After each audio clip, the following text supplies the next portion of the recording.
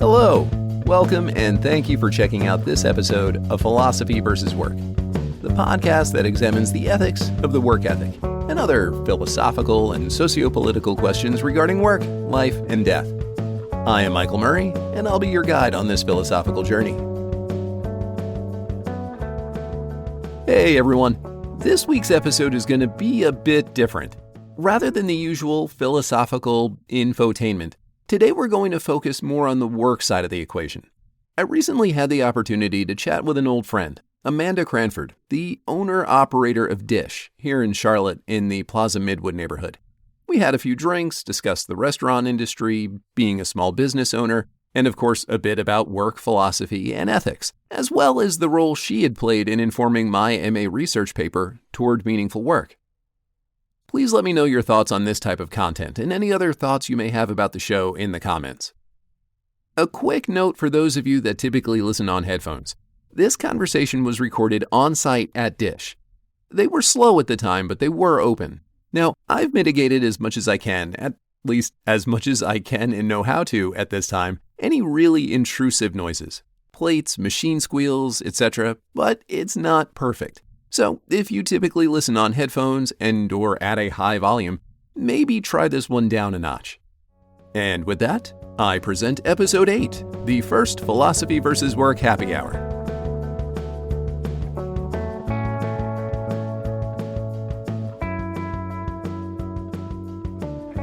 So, if you would let everybody know who you are, where we are, what you do, and what we're drinking. Oh, okay. So I am Amanda Cranford. We are at Dish Restaurant in Plaza-Midwood, 1220 Thomas Avenue, 28205 to be specific, big, ugly, yellow building. And I'm drinking Montenegro, and I literally have no clue what you're drinking because I didn't listen after you stopped drinking Guinness. Oh, that's fair. Well, I'm drinking a lager. All right, emotional support beverages of choice in hand. We'll start with the heavy question. Why do you do what you do? Oh, Lord. Why do I do what I do? Well, I guess I will start with the waxing poetic about how I fell in love with the hospitality industry. Cool. Just kidding. I just like to make people happy. That's it. That's pretty much what it boils down to. I do what I do because it is the only way that I truly know how to make people happy. I can get behind that one. The whole last arc, let me phrase it that way, the entire last arc of the episodes that got into Toward Meaningful Work. We can pretend I'm unfamiliar with this topic with you. That's cool. Cool. You're not entirely unfamiliar. It's actually one of the reasons I wanted to speak with you first, is because you were actually highly informative on my master's research project, which you may recall we got into a lot of arguments about my emphasis on art and how my take on what qualified as meaningful work was really offensive to people. Very offensive to people, Mike. It was really, really fucking offensive to people for quite a while. Namely, me at the time. I'm quite familiar with all that. And I mean, I think it shaped some of how I started to really hone in on why I did what I did. True, and why what I was doing at the time, even in the industry that I'm still in, was not very meaningful to me. At the time that you were writing all of that and doing all that research and all those arguments were happening, I think there was a small amount of projection on my part because I was in a job that was very much so more transactional with the industry that I love. There was a lack of hospitality and a lot more manufacturing involved in what I was doing in the food service realm, right? So all the food I was making, I was at Reed's at the time. Reed's. Yeah. So I was running that for a minute. So I was running that commissary program as their executive commissary chef and turning out replicas of products that other people had produced, and there's lack of creativity in it, and then there was a lack of human connection because I was just in a room with my staff and we were just making food. And well, that's really fun and gratifying for a lot of people.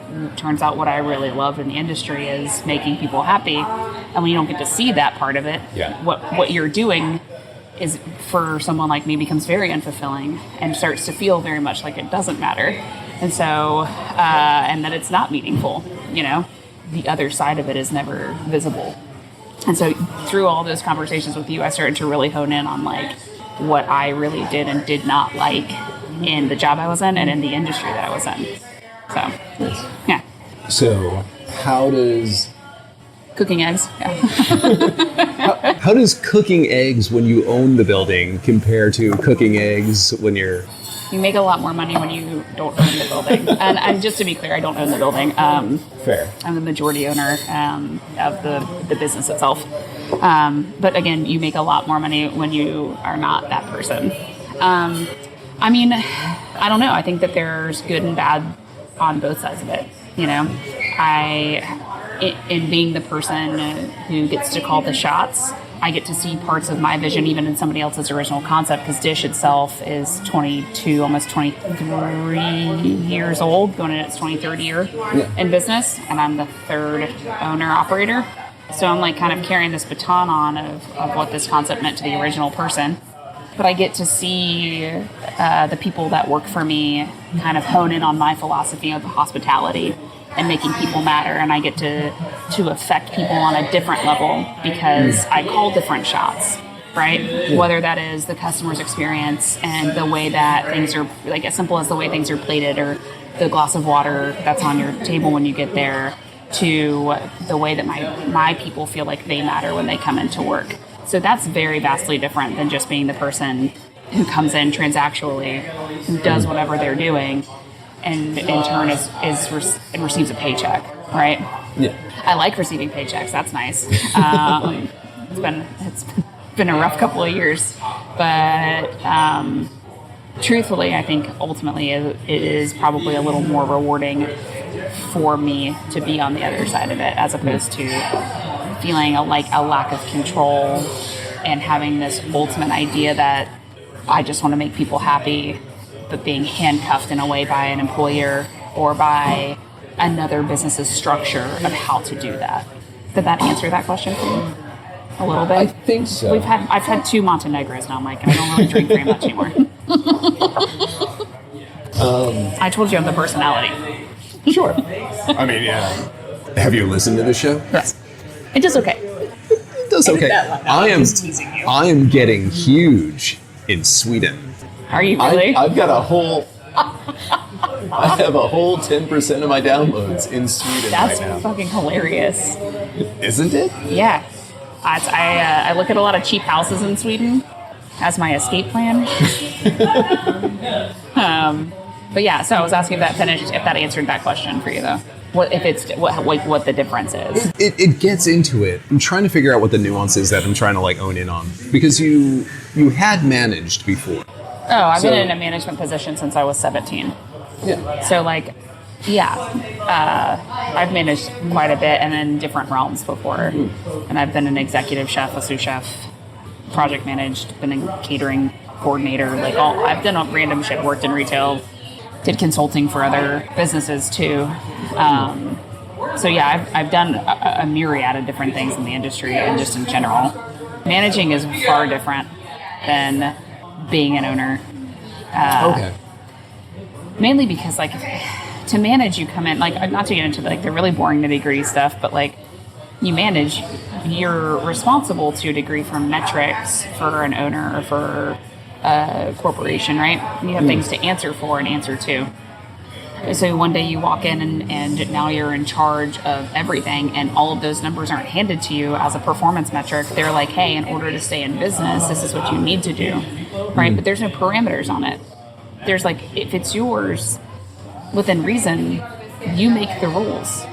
So the level of self-control, self-motivation, drive is very different, because there's typically no one there holding you accountable, and or nobody there holding your hand to tell you what is the wrong answer or what is the right answer. And you just make a lot of really wrong choices and you deal with them. I mean, I've closed one business in the past 4 years, and I've watched businesses I was involved in or consultant on close rapidly in the past 3 years too. People make bad because there's no one there to help you analyze all of this data. And on a small business level, it's so different because you have such limited resources. So not only are you the one that's supposed to drive the numbers, define what they are, figure out the vision, the mission, what you're trying to do, but you're also the person fixing the toilet at the end of the day. So like you become like a little bit of a plumber and an electrician and also this, the CEO of the company. Yeah. I have partners in Dish that are, helpful when it comes to certain things. So that's nice. But ultimately, as the operating partner, they all turn and they look at me for, why is there no one in the restaurant between 2 and 4 every day? How do you move that needle? What does it look like? Whereas like being a manager for somebody else, you look at them and you go, hey, there's no one in the restaurant from 2 to 4 every day. And I know that's where our problem is, but like, what do you think we should do about it?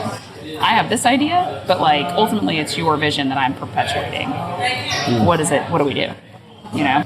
This might be a little in the weeds on running restaurants. 2 to 4 is just dead time in a restaurant. And there are plenty of, like, especially in an urban environment, like places that may or may not be open for lunch. And even if they are open for lunch, then they close from 3 to 5 or something like that. Is that something you've considered? Like, does that make sense? Or is that one of those things that like...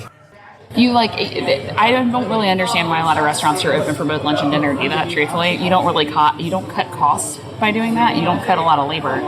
You can just cleanly staff between those hours, but you're still paying rent on the building even if it's not open. And so at that point, you just frustrate customers who don't look at your hours online, who don't go to your Instagram, who don't do anything other than to walk up to the door and then realize you're closed and they never come back. I am not a fan of a 7-day-a-week restaurant, but we are a 7-day-a-week, Monday through Sunday.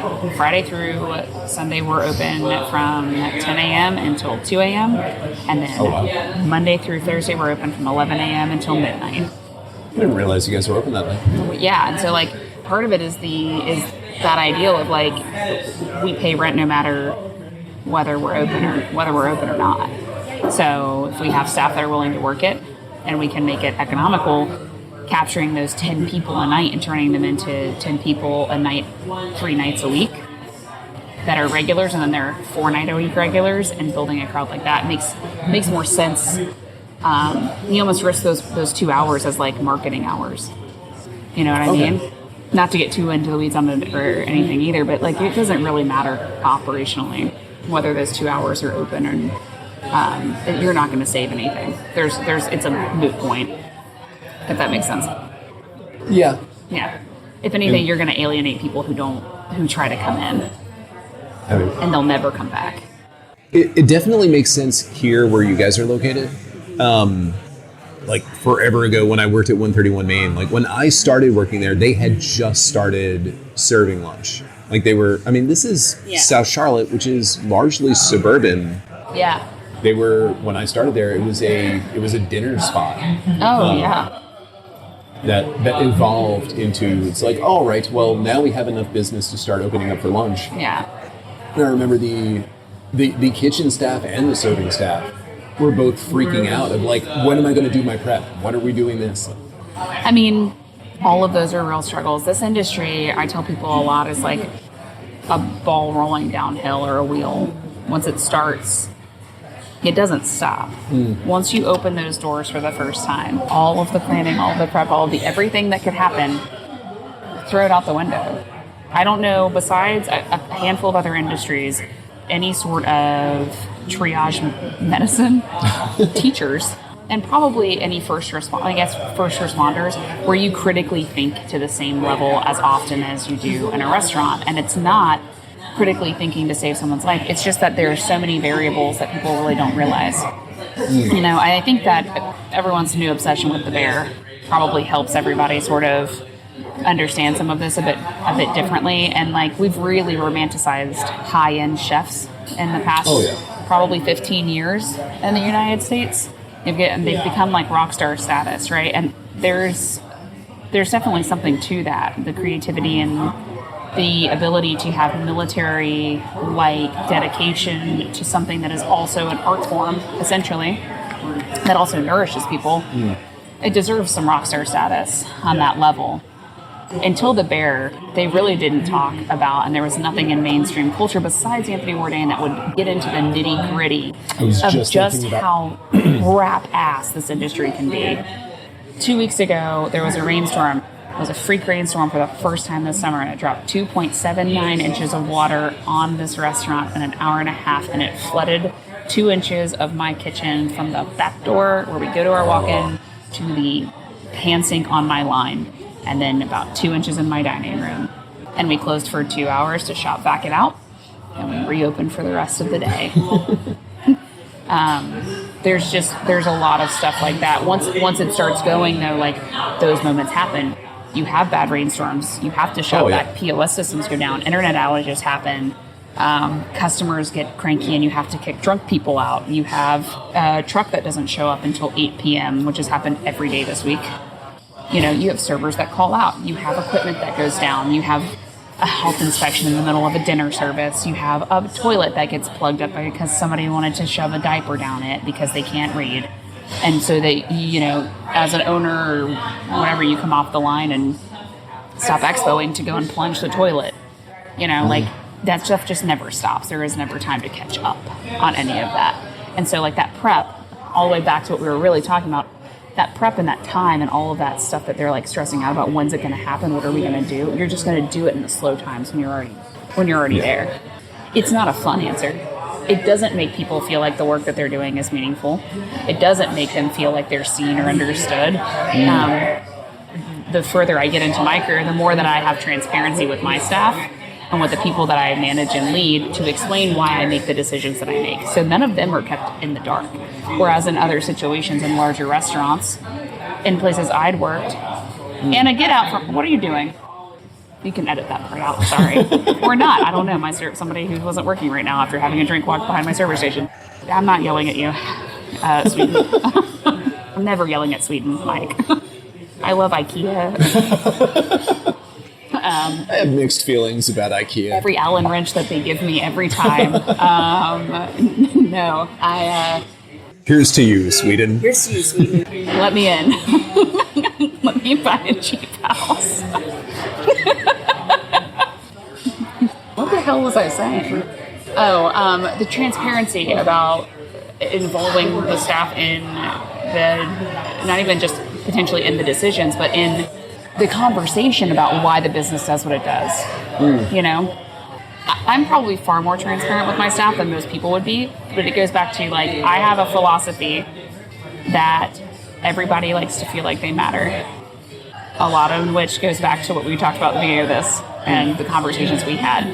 I was working somewhere years ago where I did not feel like anything I did mattered. It didn't matter how hard I worked. It didn't matter what I did, how much money I brought in, how many ideas, what sweat I poured into that place, what frustration, what emotion.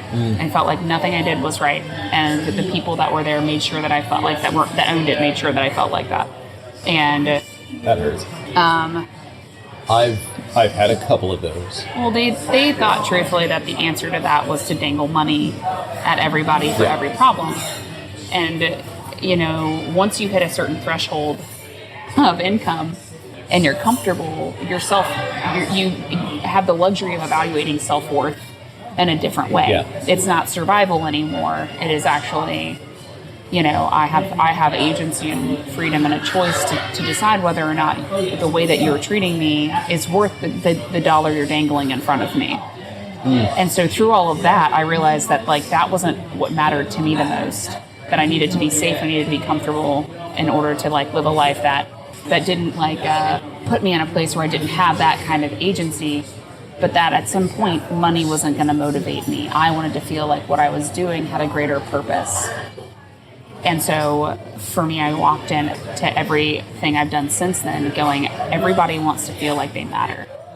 I want to, and like what they're doing matters and what they're working towards matters. And part of that and how I show that to my staff is by giving them the transparency of numbers, giving them the ability to help call some shots that other people wouldn't.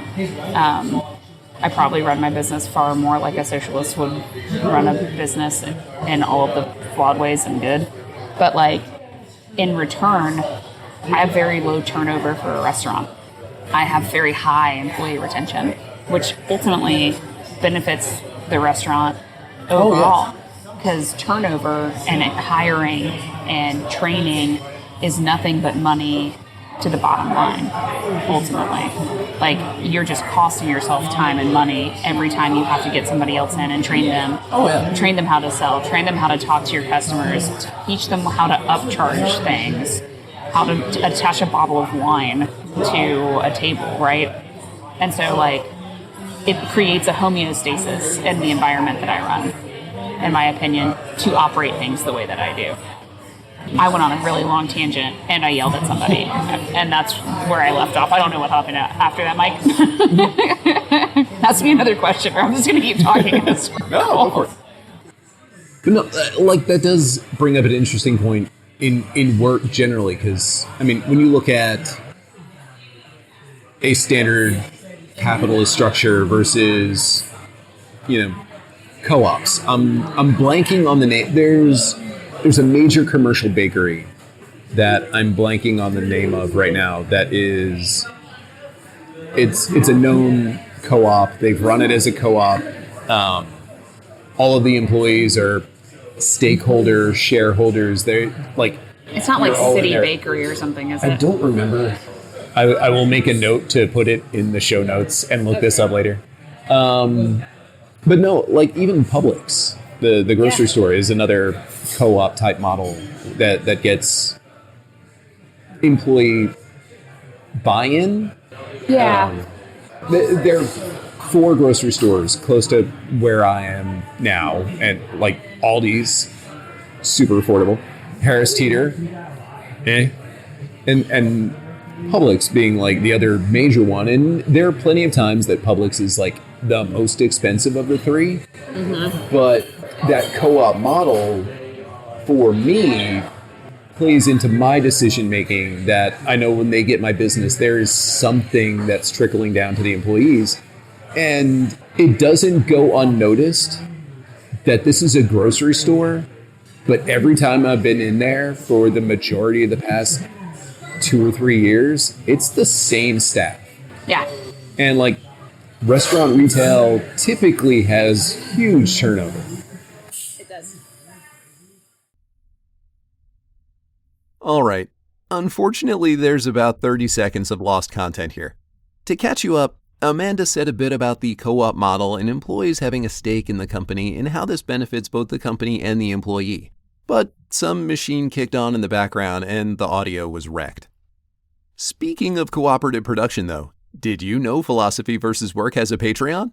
There are also links to support the show directly through its hosting site, Buzzsprout. Check out the links to support the show in the show notes, or below the video if you're watching on YouTube. Or head to https://philosophyversuswork.buzzsprout.com. If you like this type of content, please let me know. I have eyes on some software and hardware solutions for getting better audio out in the wild. And who knows? If we can make this little podcast successful enough, I also have thoughts on a Philosophy vs. Work symposium someday. And when I say symposium, I mean this in the classical sense. I mean a wine party. All right, back to the show. And so I think that it does equate to people feeling more like what they're doing matters, and that it's seen and validated, I mean, I have a couple of employees here that as time goes on, we're not Publix, it's not a large business, but I wouldn't hesitate to give them equity if that's what they wanted and longevity for their time here. I have a prep cook that's been here for 22 years. Wow. Yeah, so it goes back to before me.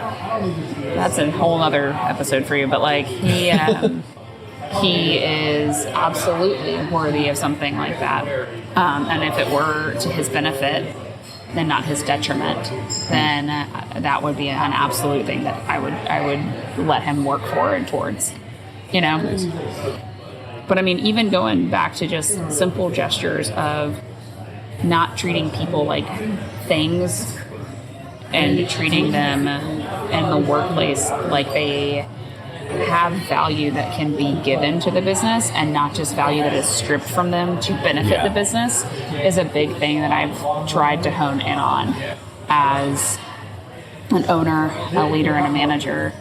Is how do you strike a balance with somebody where you figure out what they're good at And you don't just take it from them, but you allow them to find a way to prosper alongside the business with it. Because again, I mean, my whole theory is the homeostasis of all of it. Yeah. Right? It has to be a healthy and symbiotic relationship. And what we've seen a lot in the way that we operate, especially in this country, and the way that large corporations can operate, and even small businesses, especially in this industry, because it is so cutthroat and the margin is so small, is you have more of a like parasitic relationship when it comes to employer and employee-employer, right? Yeah. Where like the employer gives you a paycheck, but ultimately the wear and tear on your body and mental health through the entire process becomes detrimental, and they keep you in a position where you almost can't leave in certain situations. Because they handcuff you in levels of poverty where you feel too stuck to move from it. Yeah. Because it's too paycheck to paycheck, or it's too little for too much, you know? And I think that being able to look at employees, even as small businesses, and maybe even more so as small businesses, as a resource and not a liability, which I think a lot of small businesses look at labor as a liability. They look at people as a line item that has no and that has no return, as opposed to looking at them and seeing the value in that human of like, hey, I'll use a really basic example, I guess. Hey, I got this really great server who can't really handle 10 table sections, but man, if you give her 4 tables, they come back every day. And she has a level of customer service that should be encouraged. I don't seat her 10 fucking tables and then get mad at her when she can't handle them because she can't get the level of service that she's good at. You know what I mean? That's kind of a loose example. Or you have a cook in the kitchen who maybe their true skill set is that they are just innately creative.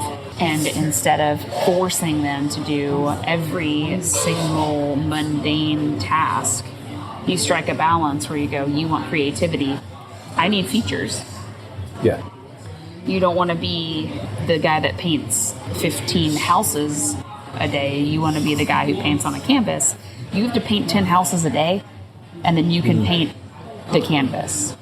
Because at that point, everybody wins. As a restaurant owner, you get a happy employee who can still get 10 out of 15 things off of someone else's plate efficiently, and you still get the guy who can, and then you get the feature plate that's $40 compared to the $15 item. You make more money, that person's happy. Yeah. And like, there's just, you strike a balance and they feel like they matter. They feel like they're being used for what they should be used for. They don't feel totally taken advantage of, right? I'm working through it.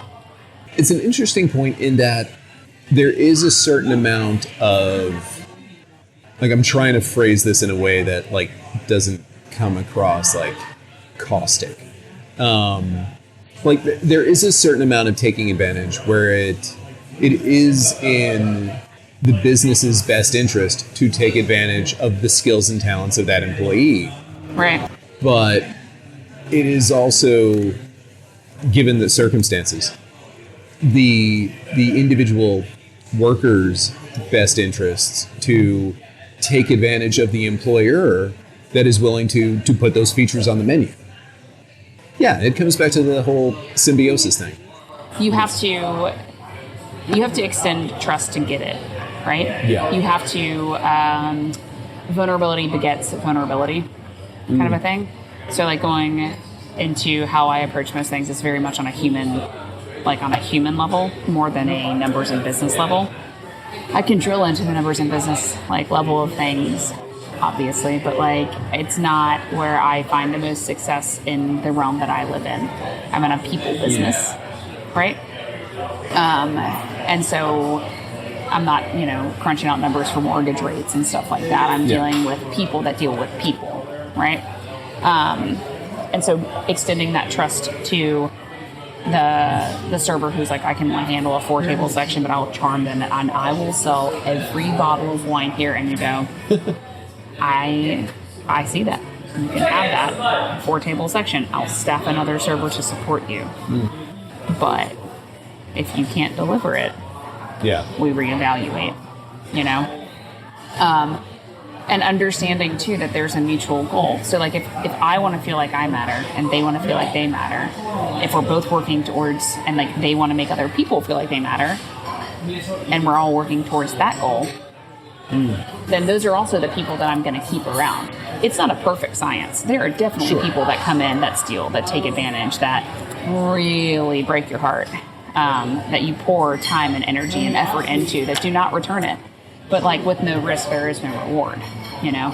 Then there are people that stay with you for 5 years through multiple ventures and multiple positions in those ventures, and who just roll with all the punches because ultimately, when it comes down to it, they feel like they matter, you know?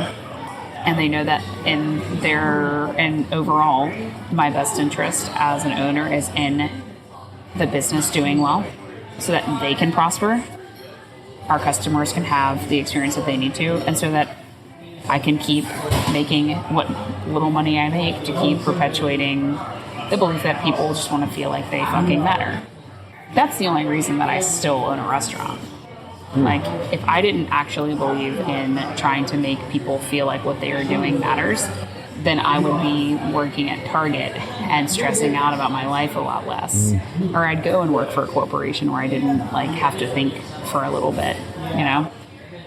I think that the meaningful work for me has always been in making some sort of a difference. And this is just how I know how to do it, you know? I talk so much. Oh, that's good. No, I had a thought, like, in the middle of that. Because I was wanting to pivot. That's what it was. I was trying to pivot to something along the lines of work ethic. And then it also got me thinking about the toward meaningful work argument and what I refer to as an aspect of gift giving. And this idea of, like, an investment in the aesthetic experience of the other.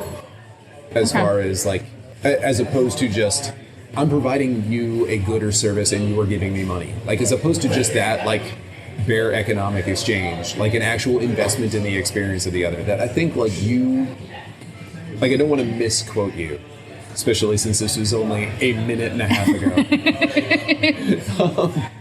Misquote away. Investment, both in the customers and in the employees. And I was thinking this earlier, like, in regards to work in general and the way I'm working now as a voiceover freelancer, in this idea of drawing a distinction between what you would call clientele and a customer. Like, the customer that just comes in the door, goes out the door, like, you get some money and there's no relationship there, as opposed to the client that you're building a relationship with. Oh, I don't know if there really is one that's distinguishable, truthfully. Okay. The ultimate goal here is that everybody is the person that you're building a relationship with, right? Yeah. This is and it's kind of, I've worked in multiple other restaurants and with other concepts and in other sectors of this business. There's absolutely moments in time where you have a transactional customer. You can't capture everybody. But this is a people business, and people tend to be more loyal to people they have relationships with. And they associate things emotionally. You know, like, even down to, you shop at Publix because you know that their employees have a profit share that hits you on a different level emotionally, probably more than anything. If we were to dial it all the way down to why that matters to you, you know, it hits something in there, right? Yeah. So for restaurants, we're serving people, we're attempting to nourish them, and so there's nothing, in my opinion, and even in the way that I talk to my staff and romanticize hospitality for them, that is transactional. I specifically, in everything that I have done in the last 4 years, have built concepts around not having transactional service with people. There are plenty of other restaurants that are there to have transactional service with you. They're there to have a perfect check. They're there to attach an appetizer, a bottle of wine, an entree, a dessert, and another drink. Right? There are restaurateurs out there that are wildly successful, that have training programs out the wazoo. They make money. They have crazy high turnover, you know? Yep. And their purpose in doing what they're doing is not necessarily to nourish, to feed, to create an interaction. The way that I operate and where I find true meaning in what I'm doing is by making people happy and making them feel like they matter. Even the customers who try and have a transactional experience with us, it's very rare that they do, you know? It's very rare that someone comes in this building and doesn't come back. We have people that come back from states and states away. I had a customer that flew from Florida to Charlotte once every 3 months, and when I owned Paper Plane, before we closed it, RIP, they would come, and we were their first stop every time. They just came in randomly to get a cup of coffee. And we turned a customer from out of state into somebody who comes back, you know, 4 to 5 times a year, because that's when they fly into Charlotte. The return on the creating of that relationship is what keeps small businesses like this afloat. Yeah. Yeah. We're not a high dollar check average. We're like Southern Meat and 3 meets a fucking Northern diner and a dive bar. Like, nothing here is crazy expensive. You're not going to spend $300 here. If you spend $120, there's a reel somewhere on our Instagram where we were like, let's see what $120 worth of food looks like a dish. And it's insane. There's not a single chance. It would be like a freaking Food Network challenge to come in here. Even with cocktails, it would be a challenge to do that on one person, you know, like. That is your challenge for those of you listening, is to come to Dish and come up with a $120 check. Yeah, exactly. But you don't get it for free if you eat all of it. I'm still going to charge you because we're a small business and we're struggling. Just like most of them. But it can't be transactional here. It has to have a relationship component. It has to have a service. Like, not to totally derail us, but my whole thing on like romanticizing hospitality for people is that there is something really gritty and weird about this industry that gets a bad rep. There's something really beautiful about the fact that this is one of the only industries that I know of where people like get nourished in the way that they do, like metaphorically and literally. Yeah. And that you get to spend the best and worst days of people's lives with them. You spend wedding days with them. You spend funerals with them. Yep. You spend days they get laid off, when they get divorced, when they have a baby. You know, you get them through. I have a customer who went on his first date with his wife here, found out that he was having a baby here, found out his son had leukemia here.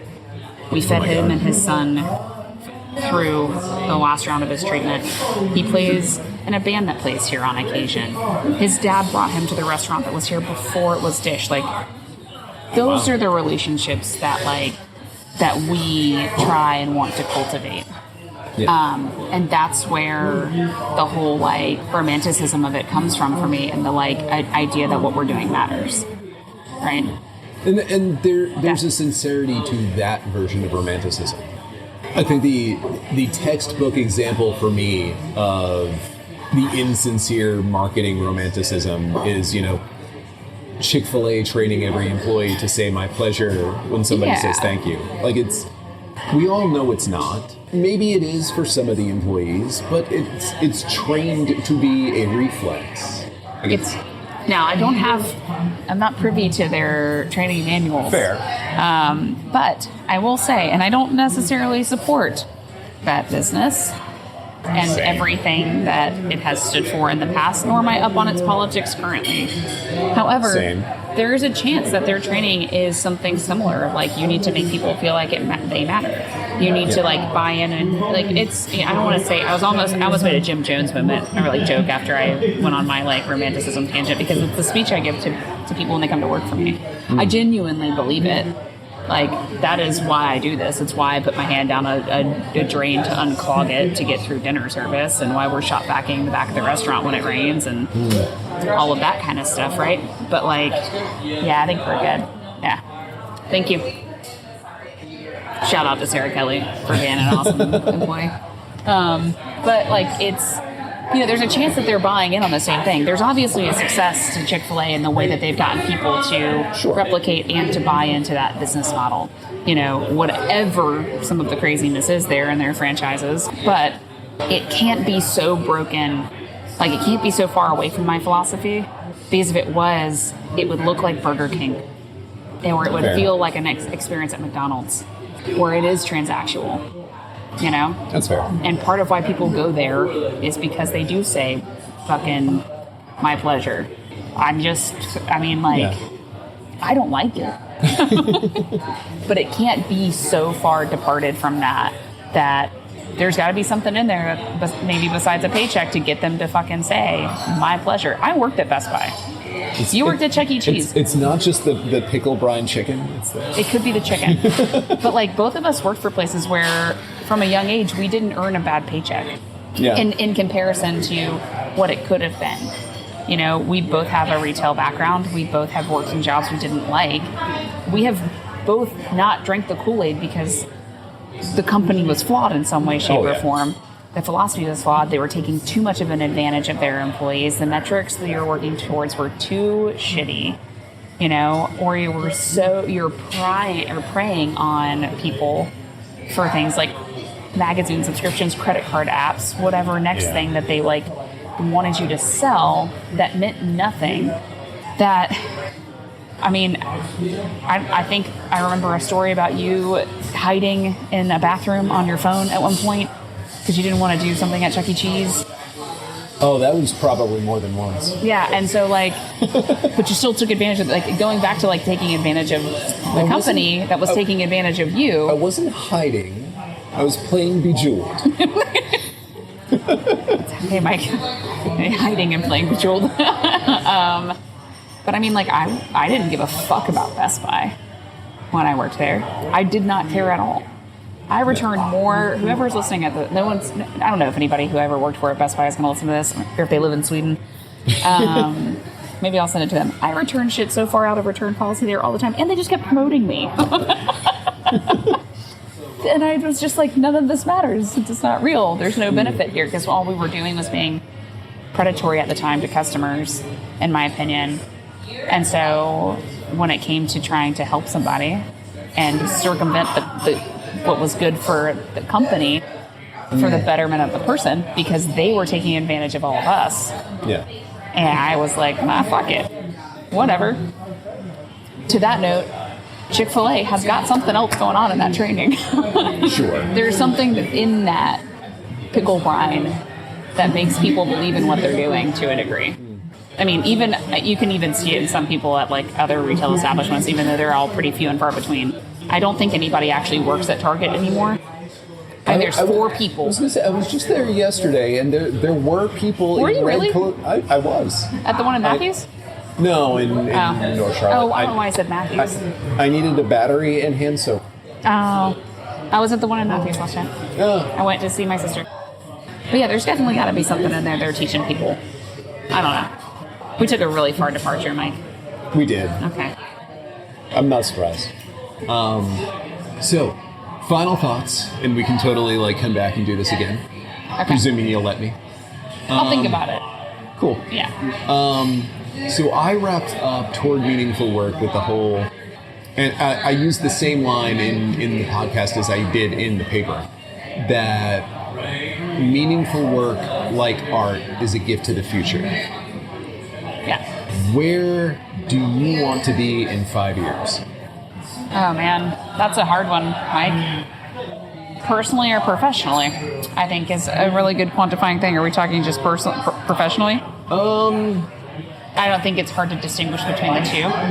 Fair. In all honesty. Yeah, as an owner-operator, I feel like those are probably, I'm in the freelance mode now where I'm sort of running a small business. So, like, yeah, they are connected. I would like to be in a position where less of my time is put into trying to survive as a small business, where I have people in place in positions within the business that help it function, and where I can help them prosper in it. I would love for Dish to still be kicking, obviously, and for it to be a place in a city that is rapidly changing. And prior to this recording, we were talking about, what bars in Charlotte kind of used to be like, and how it used to be on to the next. And I thought it was funny because, I don't think that changed. I think the city is very on to the next. It can be very superficial. It is a city very much so after the times we're living in, where that genuine interaction with another person or attachment to a business, because they don't last, is few and far between. Like, businesses in Charlotte are like reels on Instagram to me sometimes. They're just like, they're cool, then they're not. And by next year, you forgot they even existed. And you went viral for 2 months, and now you're closed. For this neighborhood and this city to have so many small, locally owned businesses that have been around for a while, for us to be in a building that hasn't been ripped down yet, for our landlord to have been the son of the people who owned the building when it was Hotoy, and for those people that have been handed the building from the guy that owned it when there was a house or my patio, is like, there's so much rich history here. I would love to, in 5 years, for this to be a hub of history still in Charlotte, if not more of one. Yeah, that'd be awesome. Personally, I would like time back in my life. I spent a lot of the last couple of years trying to make other people and other things feel like they matter, and I really ceased to do that for myself. I've been fortunate enough to have people come into my life that have really radically changed that viewpoint and changed where the allocation of time feels necessary for me. And so I'd like to spend more time with them, and I would like to, one of them specifically, I would really love to have the freedom to do another project to make more of a difference. Those are probably all not very tangible answers, but that's probably I want more time, and I want to see people prosper, and I want to see the business prosper, and I want to see it mean something to people, Yeah, I can get behind that. I'd like to live in a city where it feels like anybody gives, not that our customers here don't, but where more people give a shit about losing something that's been around. Yeah. Where people understand what the difference of people spending money somewhere where they actually employ their neighbors. Yeah. Who would show, and building those relationships. I'd like to see a little more humanity in the world, I guess. And a lot less Instagram. Speaking of, I love the tiny houses, though. Yeah, we're on Instagram. Me, myself. Do you want to do a shameless plug or anything? Oh, God. Eat It Dish is our Instagram handle. I don't exist on Instagram. I do. I just don't use it. But yeah, Eat It Dish. Damn it. We even have reels. It's awful. I hate it. I dropped my first TikTok the other day. I'm never watching that. How old do I sound now? Old. Yeah. It got a couple of views. I dropped the same short on YouTube, and I think my top video on YouTube has something like 17 views. I dropped a short at Lotta 3/4 of the way through my jog. It's 98 degrees. I'm not wearing a shirt. I'm covered in sweat. And I don't know what possessed me to be it's this far out from Dragon Con and there's no episode this week, yada yada. It got 366 views in 2 days. There's a I don't understand. I don't understand either. There's a video on Dish's Instagram that has I think 1.5 million views. Went completely viral. Nice. Sure, it doesn't return any investment into the restaurant. It just means that people in wherever they are thought that our jokes were funny, which is nice. I sound jaded now. When I got into this industry years and years and years ago, I mean, you knew me then. Full disclosure, I guess. Never did I think that I would have to be doing something like managing social media. It brings that, and then when you really want to dial into what technology has done to restaurants or small business ownership in this industry, talk about social media, and then talk about how many restaurants 20 years ago had a website, and how much did it matter if they did or didn't, and talk about how people get their information about where those restaurants are. who they listen to when it comes to finding the restaurant to eat at. It all comes back to social media, which means that you have to have a presence on it. And it's so wildly competitive. And then you have 5 seconds to catch somebody. Follow 3,000 accounts, 10,000 accounts, and you're one of 10,000 stories that pop up every day. No, it's funny. I was at a art show panel at Dragon Con probably 12, 13 years ago. This was at a moment when Deviant and some other art site, amateur art sites were just kicking off. And guy had a whole lecture on how to give your art a, quote, low-cut blouse. So it's like, how do I get the sexiest thumbnail for my art so that people actually go and look at my art? And it is just spiraled from there. It's the same thing. Yeah. I'll drop a 15-second clip of the content that's in the next episode, and it gets a couple dozen views maybe, and then I toss a 10-second clip of a middle-aged man with no shirt, and he gets 300. Who is watching this? No, we don't know. They're the Swedes. It's the Swedes. It's the Swedes. It's the Swedes. Thank you, Swedes. Thank you for the Allen wrenches. All right. Amanda, it has been a pleasure. Same, Michael. Batman. Murray. You don't need to say my full dad's going to get edited out. I think you should leave that. I told you I was just here for his personality. I'll find some fun special effect to bleep it. That'd be great. Look him up, Michael. Batman.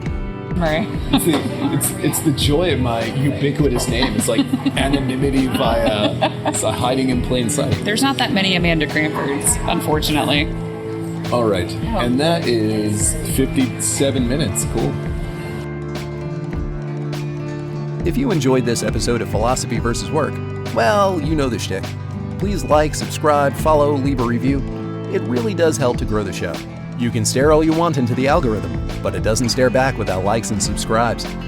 Don't forget to check out the show notes for details on any authors, texts, etc. referenced directly in this episode. If you find the project valuable, consider supporting the channel.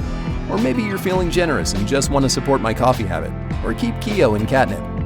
Either way, links to support the channel are in the doobly-doo below. Thank you.